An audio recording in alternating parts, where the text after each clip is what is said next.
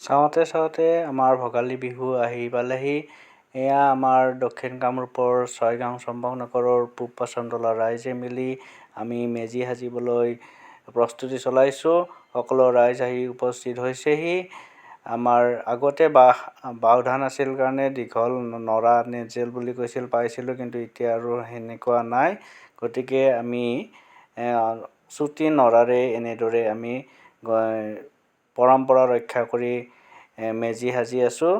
আমাৰ গোটেই ৰাইজ আহি পাইছে। মিলিজুলি আমি সকলোৱে ভোগালীৰ প্ৰথমটো আমাৰ কাৰ্যসূচী মেজি সজা পৰ্ব আমি আৰম্ভ কৰি দিছোঁ।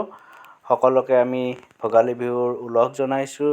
আমি পূব পাচনতলা ৰাইজৰ তৰফৰ পৰা সকলোলৈকে আমি শুভেচ্ছা জনাইছোঁ।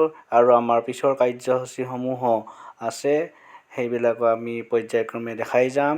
এয়া আমাৰ পৰম্পৰাগত ভোগালীৰ প্ৰথম কাৰ্যসূচী আপোনালোকক দেখুৱালোঁ, আৰু পৰৱৰ্তী কাৰ্যসূচীসমূহ আমাৰ হৈ থাকিব। আমি এনেকৈ দেখুৱাই থাকিম। পুনৰ শুভেচ্ছাৰে ধন্যবাদ।